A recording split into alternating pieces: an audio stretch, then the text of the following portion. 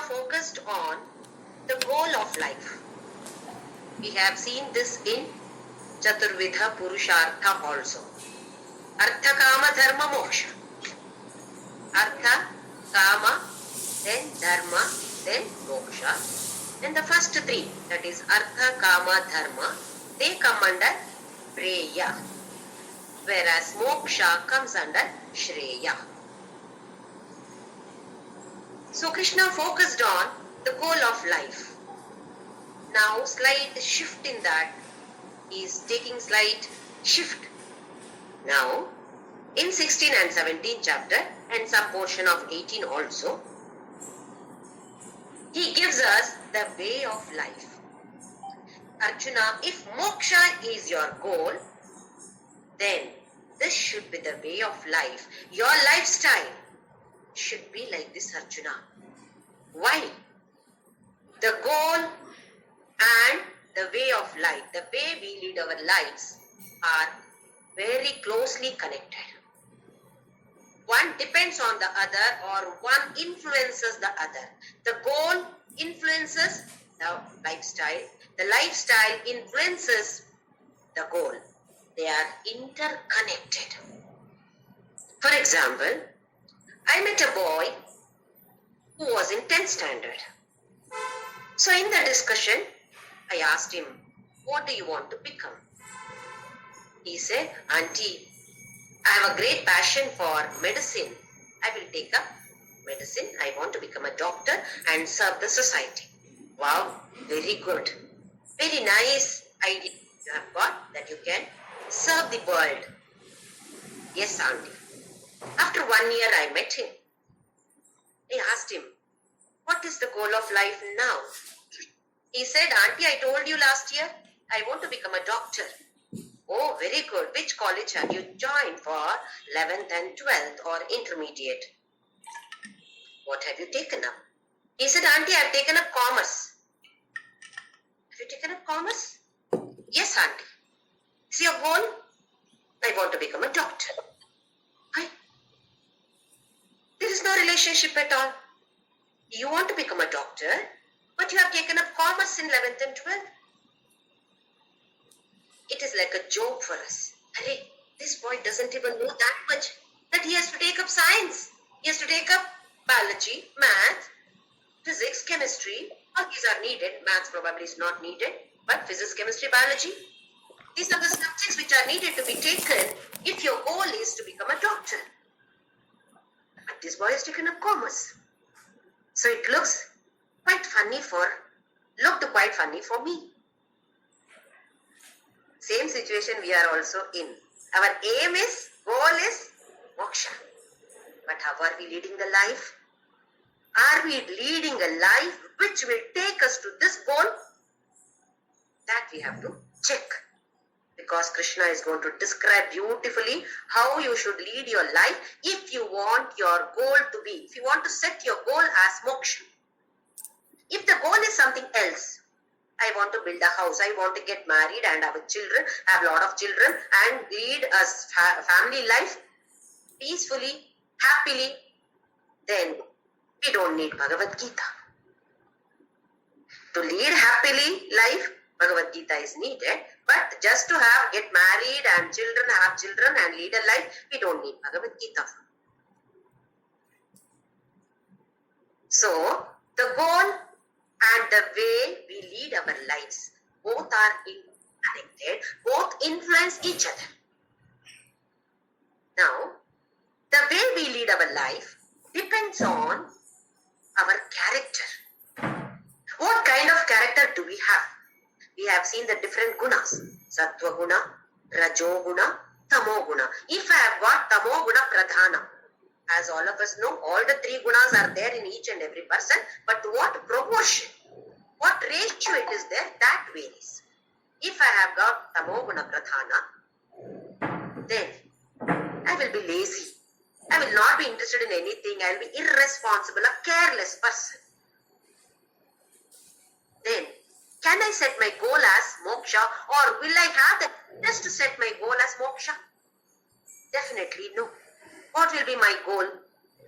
I should sleep for 8 hours a day, 12 hours a day, 15 hours a day, and then I will be simply lying down, eat and lie down. This will be my goal.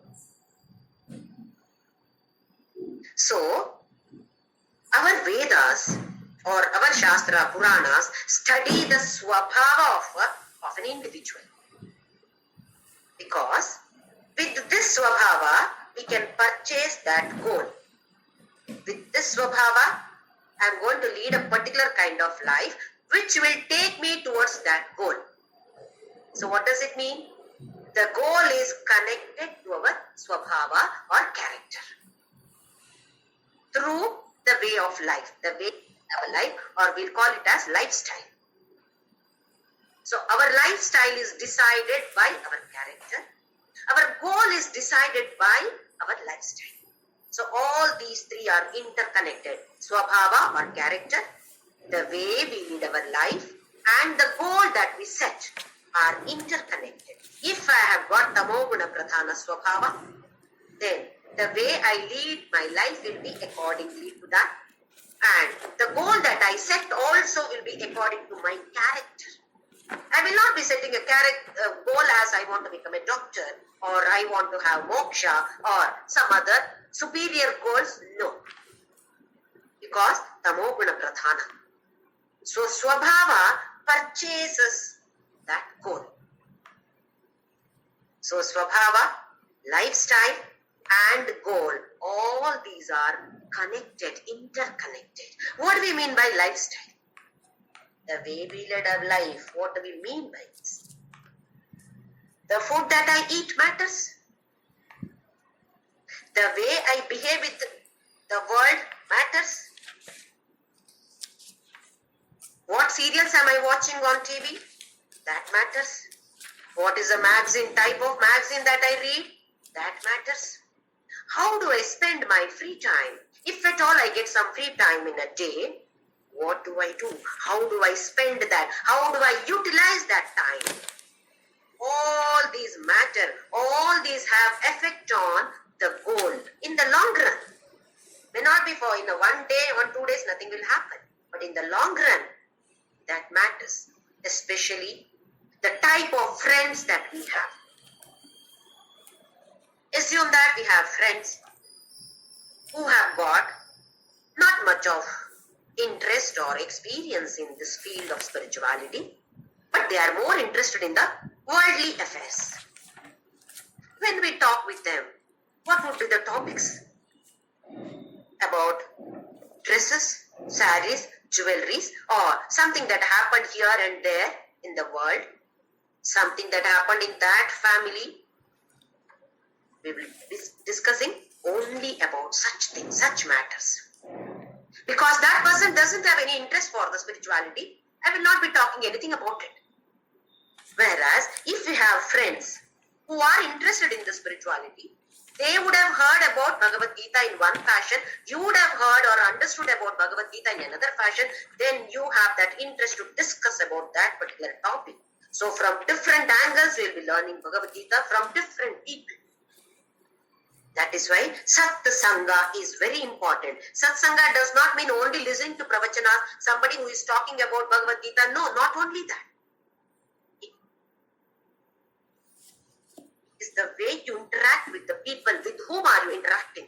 So we have got to be very, very careful with our friends' circle. If they are totally immersed in the worldly affairs, they will drag us also in it. We will be pulled down by them into this whirlpool which simply sucks us. We also may be losing interest in this spiritual field. We will be more interested in the worldly affairs. So Krishna says all these are important. How you lead your life is very important for you to set the goal of moksha. It doesn't come just like that. You have to struggle. You have to strive. Now coming back to Bhagavad, it's different. Sabja is head. I find fault with my husband or wife or spouse, to be general.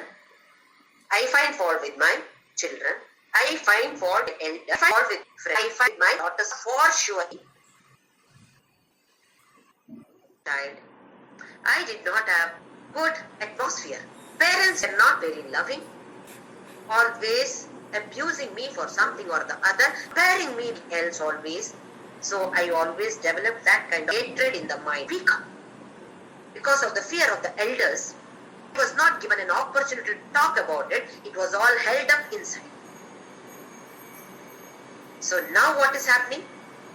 It is bursting like a cooker. Everything is bottled up within, and now the slightest chance, it becomes a volcano. Opens up all hatred. Everything is coming out in the form of thoughts, in the form of words, in the form of actions. So such a person can be compared to a porcupine. What does a porcupine do? All of us know. It releases that one feather which is poking, pricks. It simply pricks. So such a person, wherever that person goes, to somebody's house or maybe to attending some functions, reception or wedding or anything, how does that kind of person talk? Pricking. Kind of taunting everybody. And for that person, whatever that person was doing is only right. Whatever the other people do, that is not right. Including to the extent that in the reception, why did they have this kind of menu? Instead of this curry, they could have prepared that curry. That would have been tastier, cheap. Unnecessarily, they are wasting their money here. Their money, their interest, their taste, they are the ones to decide. Who are the ones over here to comment on that? But because heart is filled with hatred for everything, whether it is government or street workers or anybody, you simply pick a fight with everybody. Because heart is filled with hatred. So this is Dvesha Pradhana. Such kind of people come under the category called Rakshasas. We have read in Chandamama, etc. earlier days, and later different kind of comics, and later TV. We have seen that Rakshasas means, this kind of teeth, all different kinds of horns, etc. Wearing very horrible kind of dresses, etc. We also come under this category called Rakshasas if we behave like this. So this is one kind of category. If at all we fall in this category, then we will not be growing spiritually. We will be having the downfall. Instead of growing upwards, we will be going downwards. Nicha Chandra. This is Rakshasa Swabhava. Then, the second one is Raga Pradhana. First one was Vesha Pradhana. Now this is Raga Pradhana. What is Raga? Vyamoha or attachment. Attachment to people, attachment to objects, and attachments to situations. This is such a kind of person may not have a hatred for others. For the downfall of others like Rakshasas. But he is interested in his own upliftment in the material world. So such a person is totally materialistic. Maybe doing puja, etc. Maybe going to Tirupati or here and there, doing pujas, havanas, homas, etc. But what is the goal there? Goal is materialistic wealth. I must acquire this, I must acquire that. That is only the laukika desires, worldly desires, no spiritual desires. Even if I perform puja, I may not be spiritual. I may be religious, I need not be spiritual. Spirituality has got slight difference from being religious. Sri Ravi Shankar Guruji of Art of Living has explained it beautifully. The difference between being religious and being spiritual. Have a banana in the hand, peel the banana. The banana skin has to be peeled. That is being religious. That banana which is there within, that is being spiritual. Peeling the banana is necessary. Being religious is necessary. But more importance should be given to spirituality. Knowing about the spirit, about my own self, that should be known. That is spirituality. So here, Raga Pradhana Swabhava, such a kind of person, he is more interested in the materialistic world. He does not mean harm to any other people. Whereas Dvesha Pradhana person doesn't mind harming the others by hook or crook. He wants to acquire more and more wealth. He doesn't mind going to Himsa also. Whereas Raga Pradhana, that kind of person, is not so. He is interested, he is very selfish, but doesn't want to harm the others. Here, this is called as Asura type of people. Asura or Asuri Sampat. Krishna calls this as a Sampat. Sampat is wealth. Daiva Sampat, Asura Sampat. So here, Asura actually means all our Indriyas. Our Jnanendriyas especially. This is very pleasing to me, I want to listen to this. This is very tasty for me, I don't mind eating it for any number of times. Till my stomach is full, I would like to eat this. I don't mind even if I lose my health, but my tongue is demanding. Tongue and mind together are demanding that, so I will eat that. I don't mind if I fall sick, that is only later, right? Right now I will eat. So all these are Asura.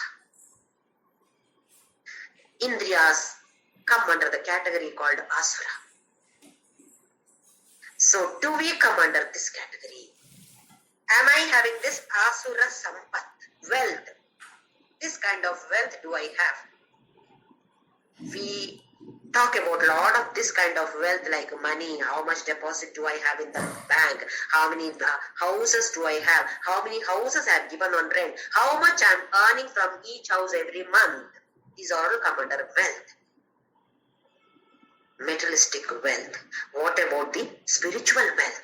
Which is not visible. Drishya vibhuti vahanakari brahmanda bhandodari. Says Annapurna Stotra. Drishya adrishya. Some are visible. Some wealth is visible to others. I can show off by wearing gold, a necklace, gold bangles, or diamond bangles, diamond necklace. I can show off my wealth. But the spiritual wealth, which is not visible to anybody, you can never make out who a jnani is. He behaves like an ordinary human being in the doing all the loka vyavahara, but he may be a jnani, adrishya, not visible at all. So here, Raga Pradhana is based on Indriyas, working based on the Indriyas, the demand of the Indriyas and controlled by that mind. The last one, here, this kind of Swabhava person neither grows in spirituality nor falls down in the path of spirituality. He gets stagnated. Neither upwards movement nor downwards movement, he gets stagnated, which means punarapi jananam, punarapi maranam, punarapi janani jatareshayana, just transmigrating from one body to another body, absolutely no difference. Stagnation. And the last one is Jnana Pradhana. Such a kind of person has got a lot of interest to get more and more knowledge. What kind of knowledge? Both. Worldly knowledge is needed to perform the Loka Vyavahara. To live in the world, you need the Loka Jnana also. Along with that, more importance is given to the spiritual knowledge. I want to learn Bhagavadgita. I want to understand Bhagavadgita. What can I implement in my life from the Bhagavadgita? Whatever is taught in the Bhagavadgita, how can I implement? So this kind of interest is there. Jnana Pradhana. The person is not against money, not against any other materialistic wealth, not against power, not against name, etc. But he is not focused on getting them. He may get them, but he is not giving any importance. If it comes, let it come. If it doesn't come, no problem. Both ways, I'm happy. This is how a Jnana Pradhana Swabhava person leads a life. Definitely, he doesn't harm anybody. Instead, he doesn't mind undergoing some difficulty else. Because this is the jnana that he has come across or learned from Bhagavadgita or Upanishad or our Vedas. This kind of person comes under the category called Daiva.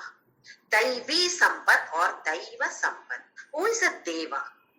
What is the meaning of the Sanskrit word Deva? Deva is Swayam Prakasha, self-illumined. See sun god. Do we need a torch to look at, oh, sun is there or not?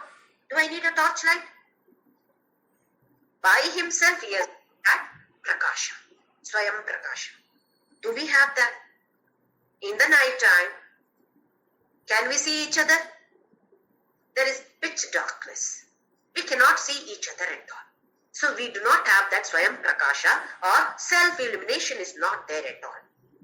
So a person who has got this Swayam Prakasha is called as Deva. Now, Daiva Sampat. So what is this Swayam Prakasha? One who understands who I am. Who am I? I am not this body. I am not this mind. I am not this intellect. I am not this indriyas. But who am I?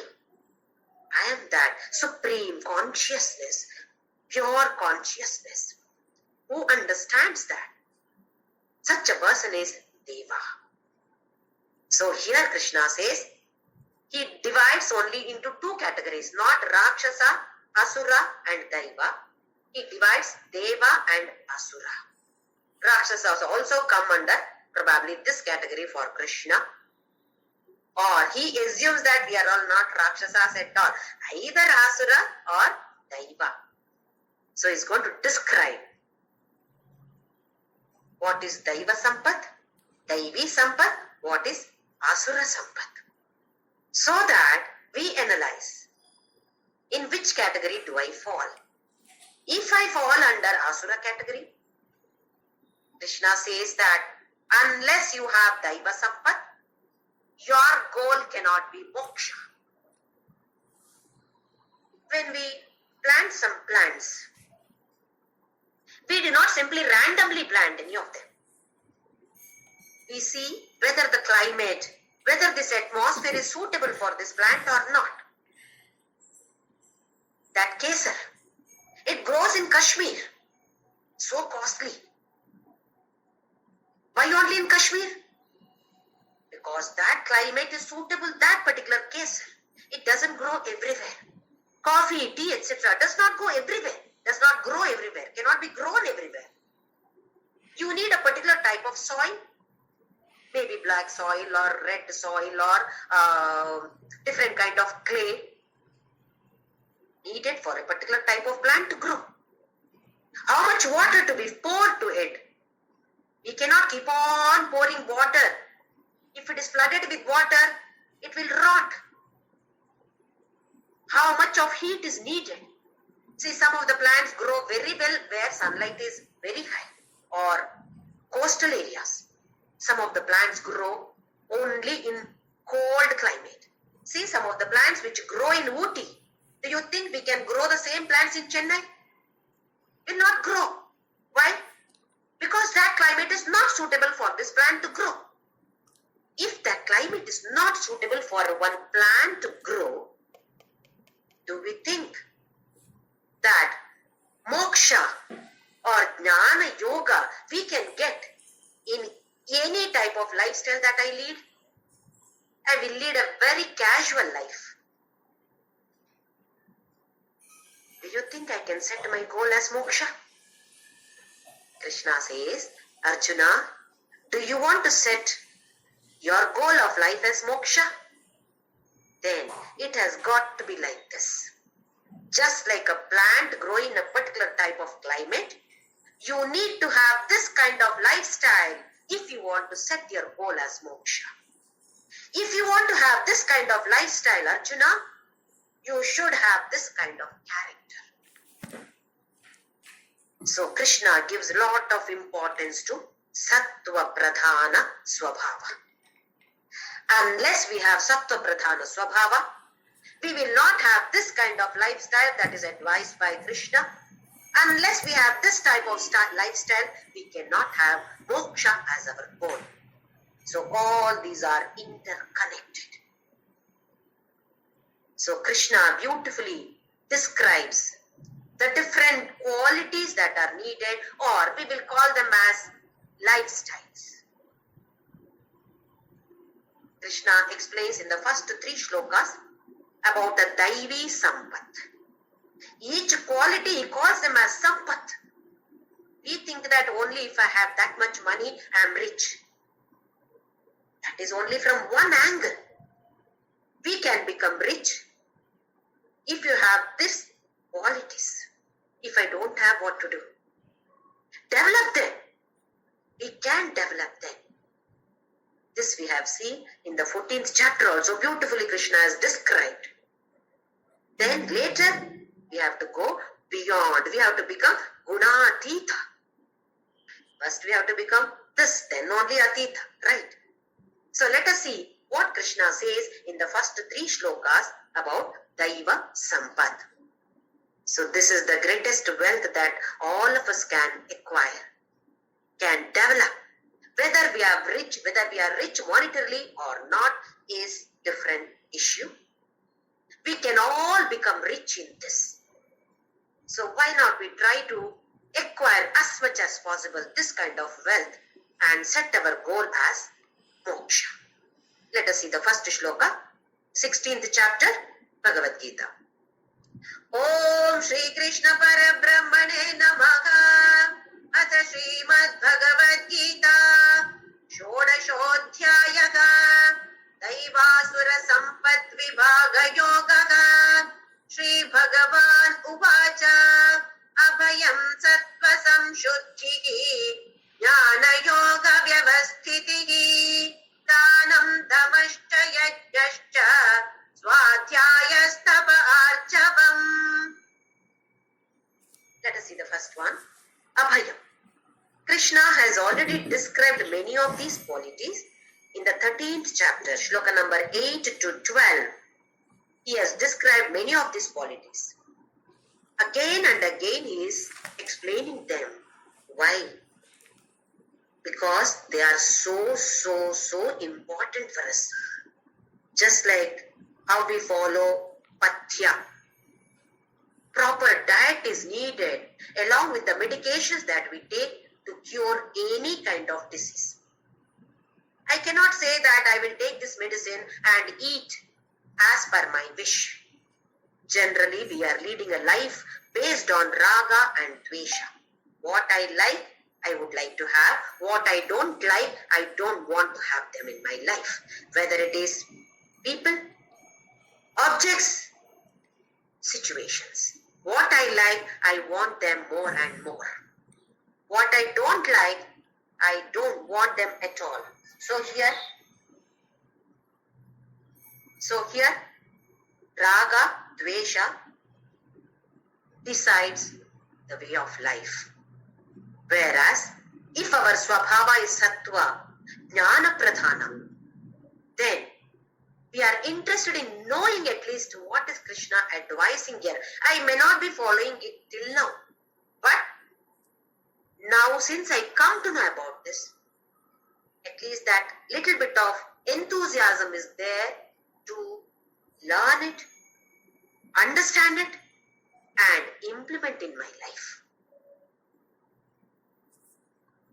So Krishna is giving lot of importance to these qualities. So it is our duty to listen to this Jagat Guru. Abhayam. First one is Abhayam. No bhaya at all. Are we? Do we have this Abhaya? Or do we have bhaya? Bhaya of what? Bhaya of what we don't have? We have bhaya of cockroaches, ants, scorpions, snakes. Which animal we are not scared of? Dogs. Any animal, rat, we are scared of rats. Lizard, oh, we are scared of lizards. Animals, we are scared. People, we are scared of people. We are scared of so many individuals, and we are scared of a big crowd also. If somebody tells you to speak one line, aren't we scared?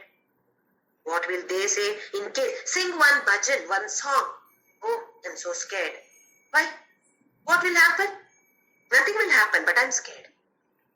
They may say something about me. Let them say. No. We are scared of that. We are scared of all elders. We are scared of our children too. We have to listen to the children too. We have to listen to the elders too. And when I become old, who will take care of me? So what do? I keep on hoarding things. Deposit in the bank as much as possible. Why? My children are very good. My son is very good. My daughter is extremely good. But what about my son-in-law? What about my daughter-in-law? They may not be good. They may not be interested in taking care of me when I become old. So I need money. So fear of death. Fear of undergoing this difficulties during my old age. If at all we surrender to Him, He will take care of everything. But that is not happening. Fear of every goddamn thing that we have. So Krishna says, Abhayam is the first quality that we all should have if you want to set moksha as our goal. Or forget about that goal of moksha. Do you want to proceed further in the field of spirituality, in the path of spirituality, Arjuna? You are scared to fight with your people now. Why? You may kill them. So, Arjuna, you are scared to kill them. You are scared to fight with them. Abhaya is the first quality that is needed. If it demands, if the dharma demands, you have to fight. So, Abhaya is a very much needed quality. If you have Abhaya, you may go through adharma also. You may go through himsa also. You may create some himsa for somebody else also. Why? Because of this fear. So, bhaya of everything that we have, slowly we have to drop them all. No bhaya at all. Krishna is there with me. Bhagavadgita says so. I should not be scared of anything, any person, any situation. We are scared to face some situations. No, I don't want the situation at all. Scared of facing them. How will I face? Face it boldly. Krishna is there with us. Because he is the one who is saying Abhaya. That means he is there with us. So let me face the situation boldly. Cover all these saints able to take that sannyasa. They are bold. Are they worried about anything? If they are worried, they wouldn't have taken sannyasa. They have surrendered everything to God. That is why they have taken sannyasa. Who will take care of them? Someone will take care. God will send somebody to take care of me. If this thought is not there, he wouldn't have taken sannyasa. So that bhaya is not there. And when we start learning Bhagavad-Gita, if at all it is very young age, then people will question, hey, you are only 30. Why Bhagavad-Gita? Did anything happen? Any tragedy in your family? Why are you going to Bhagavad-Gita class? Because for some people, Bhagavad-Gita should be learned only when you face problems. Only if you have faced some tragedies in your family, only then Bhagavad-Gita is necessary. Otherwise, you need not study that at all. Why now? You can learn it afterwards. Once you get retired, then you go for all those. So what happens? When people talk like this, then even if I am interested in Bhagavad-Gita, Now Bhagavad Gita slowly is going down. Interest slowly dies down.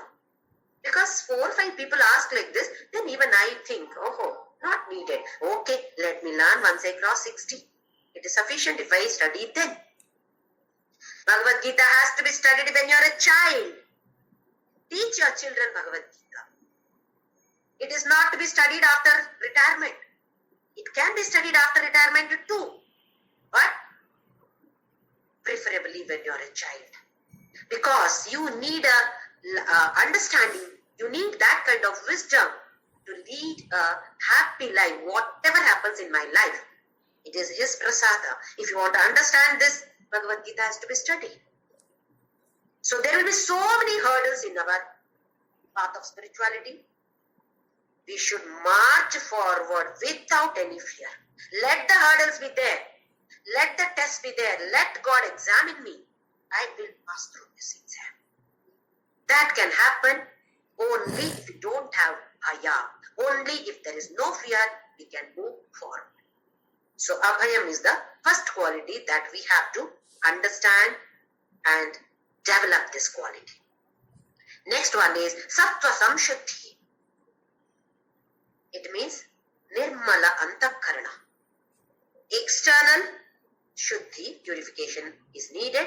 Internal purification should be given highest importance. Externally also one should be neat. Not that we throw things around in the house. It's all like one santa, market place. No, it cannot be like that. It should be neat, spick and span. But is that sufficient? Internally, one should have purity. When we talk about these toxins for the physical body, some of the food items, some chemicals will be toxins for the physical body. So the body gets some kind of illness. Or this antakarana, kama, krodha, lobha, moha, all these, dvesha, matsarya, all these are toxins. With this kind of attitude, we think about somebody else. Hatred, jealousy. That person has got such a beautiful house, but look at my house. Small house, old house. Are you happy that your friend has got a better house than you? If not, if I'm not happy, then sattva samshuddhi is not there. We should feel happy for the others. No jealousy at all. If at all we understand that Krishna is there in that person also, just like how Krishna is present in me, Krishna is present in that person also, then definitely we will not feel jealous. This Krishna in this form is having a beautiful house. Wow, appreciate that. Enjoy that. So the kind of toxins that we create for our own selves bring problems for our mental health, physical as well as mental health. We go down. Mentally we are going down. This mental health and physical health are once again interconnected, related. If mentally you are sick, physically also you will become sick. So sattva samshuddhi is the second quality that Krishna wants us all to have. Next one is jnana yoga vyavasthiti. Jnana and yoga should be established. You should be established in jnana and yoga. What is this jnana and yoga? Jnana is shravana and manana. Yoga is nididhyasana. Shravana is either listening or receiving from the world. Specifically, spiritual world. Receiving, understanding. Then manana. Manana is contemplating on that, assimilating all that we have studied. Requires a lot of effort. We listen to some satsanga or pravachanas and give a certificate to that person, pravachanakara. Wow, so beautiful, so nice. Next day you are telling your friend, That was very nice. 1 hour, it was very nice. Oh, is it? Tell me, what was that? That I don't remember, but it was very nice. I gave ready to give a certificate to that person, but what do we remember? We do not remember anything from that. Think of it. Nothing is here. Not even one point I am able to recollect. Why? Because I did not contemplate on any of those points which were uttered by that Pravachanakara. Very nice at that moment. Later, everything is forgotten. So, what is important for us is listen or read, then at least a few points, pick up a few points and do manana of that, contemplating on that point again and again. We may get some doubts. Clarify, clear those doubts. By doing manana again and again, we clear the doubts. Either by our own selves or by reading some other books or discussing with somebody else, doubts will be cleared or should be cleared. This is jnana. Next is yoga, nididhyasana, implementing those assimilated points in our lives. Which is important? Jnana or yoga? What is important? Both are important. Shravana, manana, nididhyasana, all are important. You cannot say only listen. If I don't contemplate, if I don't assimilate, what is the point in listening? If I want to implement, I should know, have the knowledge of it. Jnana is important. So listen or read, grasp that, grasp the knowledge, become wise, implement. So jnana, yoga, vyavasthitihi. To be established in this, you need to put lot of efforts. It doesn't come just like that. If I want to go for a PhD in doctorate in physics, what should I do? I may say, I'm leading a very peaceful life. I'm very ethical. I'm a dharmic person. Is it sufficient? Will I get doctorate in PhD? Ethical, moral life. I am not earning anything illegally at all. Is it sufficient for me to become doctor in or gain that doctorate in PhD? Will I be qualified for it? No. So just leading a moral life or ethical life is not sufficient to get PhD in physics. I should have the proper guide for it, book or whatever the material needed for it. I should have that. I should study that. Only then I can get doctorate.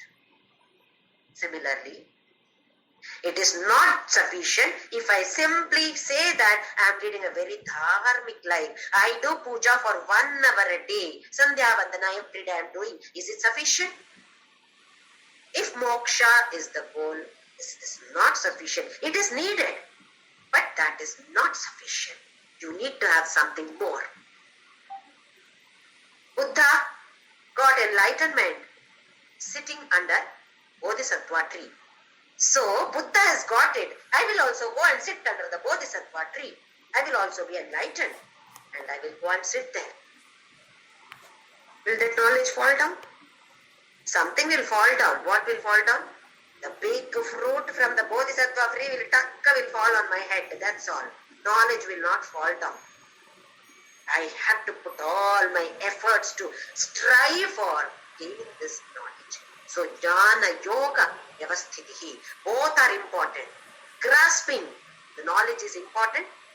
Implementing those points in our life, both are very, very important. So, Krishna says, jnana, yoga, vyavasthitihi, that steadfastness should be there in us. Determined should be there. Next point is dana. Another very, very important quality that is to be followed by all of us. Understand what it is and it should be implemented. Let us see from different angles why dana is needed. First one is, if at all I am greedy, to remove that greediness, dana, I have to do this dana. This person who is greedy earns a lot, but doesn't want to spend one pie on anybody else. It's only for myself. I am so much greedy that I don't mind going the adharma path, taking the path of adharma also, I don't mind, because I'm greedy, I want more and more for myself. So I may go through the path of adharma, I may take up himsa also. By hook or crook, I want it. So to remove this disease of greediness, dana is one of the treatments. Such a person starts doing some dana, whatever kind of dana. It may be monetary dana or it may be different kinds of danas, annadana, anything. Sai Baba of Shirdi has given lot of importance to annadana. We see so many temples. Our country, Bharata, is so great. So many temples, daily annadana goes on. Where does this temple get money from? From the devotees only. So devotees are doing the dana and annadana is being done there. So to remove the greediness of such greedy people, dana should be performed, to be done. Next, there is a lot of gap between rich and poor. Rich people become richer and richer, poor people are becoming poorer and poorer. So the gap is too much. If the gap is too much, these poor people may become thieves or dacoits because they do not have any other way of earning money. So to reduce the gap, dana should be performed by the rich people. Monetary dana can be done to the poor people or less privileged people. Then the third one, to see whether I have attachment to anything or not, dana has to be done. Out of my experience, I am telling you, I was cleaning my cupboard, saris. If I touch like this, so many saris fall down, so many saris that I have bought here in my cupboard. One day I planned to clean, I cleaned them and I found that some 4 saris which are slightly old. I thought of giving it to my servant. I kept them aside and cleaned my cupboard and now beautiful. So in the evening, I looked at these 4 saris again and then thought came, they are still good. I can wear them another 3 or 4 times. Then I will give it to my servant. The thought came like this. Then again I packed them and put them in the cupboard. This is the kind of attachment that I have for my old saris. So here, attachment to this kind of objects also. Even though it is old, I am not interested in giving it to anybody. I will give when it should be totally torn. I cannot use it. Only then I will give it and say, I have given to my servant. I gave 4 saris to my servant. If I am not able to wear, how will she wear it? That thought should be there in us. So to remove this kind or to understand whether I have attachment or not, dana should be performed. Next point, prayaschitta. We commit so many mistakes and sins. So as prayaschitta for removing these sins, dana has to be done after our death. Our children will be doing the dana in our name. You see those 11 days. They say Deepa Dana, do Deepa Dana, do Dana of cow. Why? So many sins that we have done. So they have to perform the dana in our name. Can't we do a dana in our own name when we are alive? No. Who will spend that money? I will do dana. How? 1 rupee with lot of akshata. I am giving akshata, lot of akshata. Each rice means it is old coin. So we have all this kind of escapism. So prayaschitta, for this prayaschitta, we have to do dana. And the last one, if you are not used to doing dana, at the time of death, Yamadharmaraja comes and simply takes away the body. He is not interested in our Sukshma Sharira. He is interested in the physical body. Takes away this physical body. I am not used to doing any dana. Then I undergo a lot of pain because he is taking away my body. This is mine. I am this, this is mine. How dare he takes this? So what happens? Painfully, he will take, whether you like it or not, he will take. Time has come, he will take, he will not worry about anything else. So, how are we giving? This is what the Shastras say. Painfully. The Sukshma Sharira undergoes heavy to heavy pain because the body is being taken away. Even after the death, the body is kept there. Sukshma Sharira tries to enter the body through somehow or the other. Because not used to giving away anything in dana. Whereas, if at all a person is used to giving dana, happily giving dana, then that person feels that I am giving this body as dana to Yamadharmaraja. My dana to Yamadharmaraja, so peacefully that person dies. Peaceful death do I need? Do I want a peaceful death? If at all I want a peaceful death, dana has to be performed when I am alive. I should get used to doing this dana. That kind of attachment is not there in me. Understand this. Reach that level. This has to be done. Dana cannot be avoided at all. So from all the different angles, dana has to be done. Next point is Dhamma. Dhamma is Indriya Nigraha, controlling all our sense organs. Are we able to control? Just one you check. Tongue is sufficient. Am I able to control intake of my food? Am I taking just because I like it, or am I taking because it is good for me, for my physical and mental health? Is it good? Am I taking it? That we have to check for ourselves, whether I have any one Indriya Nigraha is there or not. So all put together, all the organs put together, if it is under our control, then it is called Dhamma. Tongue is one Jnanendriya, it works as Karmendriya. I feel like abusing this person. Am I abusing?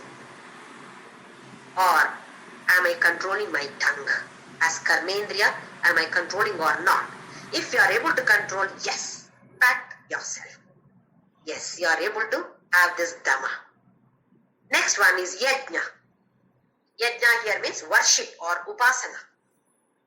Two kinds of Upasanas are there. One is the one that we are doing puja, sitting in the God's room in front of God's photograph or idol or so, and doing all kind of Archana, Abhisheka, Naivedya, Arati, etc. This is one kind of worship. Second kind of worship is Karma Yoga, offering every action to Krishna, Ishwararpana or Krishnarpana Buddhi, and receiving the result of that action with the attitude of Ishvara Prasada Buddhi, Karma Yoga. This is another kind of worship. Work is worship. So in both ways we can do. Or can I say that only this is important, only this is important? No. Karma Yoga is important. Here, doing this kind of worship also is important, because that creates a beautiful atmosphere in the house. I may be a jnani, but what about the others in the family? What about the children? What am I teaching my children? I will say, I'm a jnani, I don't need all this. Children will not understand. So, Ganesha festival, Janmashtami, this, that, everything has to be celebrated in the house, because it creates a beautiful, holy atmosphere, a divine atmosphere is created. Next one is Swadhyaya. Swadhyaya is studying the scriptures. Swadhyaya, that does not mean only reading or learning by ourselves. We must have a proper guide, because always this will lead to some kind of confusion. When you read one book, they say Karma Yoga is the best. Another book says Bhakti Yoga is the best. Another book says Jnana Yoga is the best. Total utter confusion. So you need a proper guide. You need to study scriptures. At the same time, some guidance is needed. This is Swadhyaya. Then Tapaha. Tapa is kind of doing any kind of vrata. It may be difficult for the body, for the mind, but still you are taking up that. Look at this Ayyappa mala, people who wear this Ayyappa malas. 40 days mandala, they do follow that, follow the discipline. Not wearing slippers, having cold water bath, wearing only that black dress, having only one kind of food, etc. So many different kinds of principles they follow. So this is a tapas. Tapas does not mean that you stand on one leg and then keep on praying for years together like how Dhruva or Prahlada did. That is one kind of tapas. We may not be able to do that. But do a tapas. Take up one kind of tapas, anything for a day. I will not abuse anybody. I will not use any bad word. I will not think anything bad about any person. One day. I will not get angry at all. Whatever happens today, I will not get angry. I will not feel sad today at any cost. Whatever happens, no, I will keep myself happy today. This kind of vrata, this is tapas. It may be difficult for the body, it may be difficult for the mind, but yes, I will do it. Where there is ishta, there is no kashta. If you like it, there is no kashta. You don't find it difficult at all. If I am very hungry, there is no food at all. I keep on thinking, food is not there, food is not there. I'm feeling hungry, I want to eat food, etc. Whereas, Ekadashi, I have decided that I will not eat today. Lot of food is there in front of me. I am feeling hungry too. But I don't feel like eating at all. That hunger, yes, let it be there. Why? Because by myself I have decided that I will not eat on Ekadashi day. Food is there, hunger is there. In spite of that, I don't feel like eating. This is called tapas. Mind, mentally you have decided. Physically it may be difficult. Yes, I will forgo that. I will have that, face that hunger, no problem, but I will not eat. This is one kind I am saying. You can have different kind of tapas. So tapas is also needed to bring this mind under our control. Not to say that I am not eating this at all. I am not eating. No, not to glorify ourselves to anybody. We need not do that.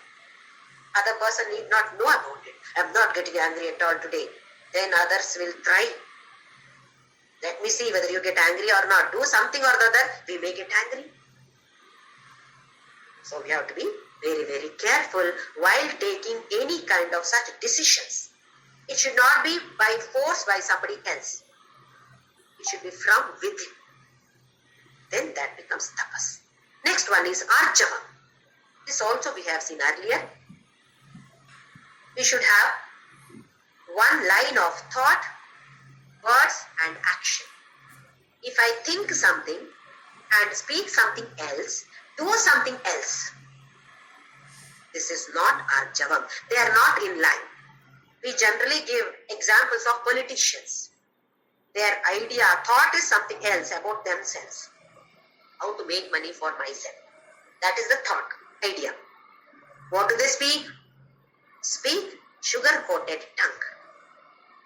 What do they actually do? That is something else. So, thought, word and deed, they are not in line. Rij. In Sanskrita, rij means line. So, arjava is, it should be in one line. Thoughts, words and deed. They should be in one line. If it is not in one line, what happens? I may be thinking, my thoughts are not understandable by anybody. Whatever I speak, yes, they will think that, oh, this is like this. What about my thought? Thought is completely different. They will not know. But what is happening actually? We have already seen the 5 koshas. Annamaya kosha, Pranamaya kosha, Manomaya kosha, Vijnanamaya kosha, Anandamaya kosha. In that, Pranamaya kosha is Kriya Shakti. So it is pulling in one direction.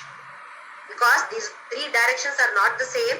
Pranamaya kosha pulls in one direction. Manomaya kosha pulls in another direction. Vijnanamaya kosha pulls in another direction. So in 3 different directions, the koshas are being pulled. So what is happening? It is neither good for your physical body nor for the mental health. We may be thinking nobody is coming to know about my thoughts, but we are spoiling our own health, both physical as well as mental health, because these koshas are pulled in different directions. If they are in one direction, then our physical health and mental health will be strong. If not, both will get affected. So Arjavam is another quality that Krishna is advising or prescribing for us. We must understand these so many that he has prescribed now. Some more he is going to prescribe in 2 more shlokas. So we must have the knowledge about it. What is Arjavam? Do I have this then? Now you question. I question myself. Am I following this or not? My thought, my word and my deed, are they in same line or not? I talk about Bhagavadgita. Talk about so many things. Wow, very nice. But how are my actions? Am I implementing them or not? If not, I am coming down. In the path of spirituality, I am not growing. So this is how Jnana Yoga Vyavastitihi. Understand, you must have knowledge about them. If a person is ignorant about it, he will not worry about that. But now, we are not like that. We are not ignorant people. We want to have more and more knowledge about what Krishna is prescribing us. To have moksha as knowledge, not just ordinary devotees. As sadhakas, our goal is moksha. So along with all these qualities, definitely we have to chant Ram Nam. Only then, not necessarily only Ram Nam, any Namasmaranam. That is 100% needed. This is what is prescribed by my Guru, Papa Swami Ramdas. Om Shri Ram Jai Ram Jai Jai Ram Om Shri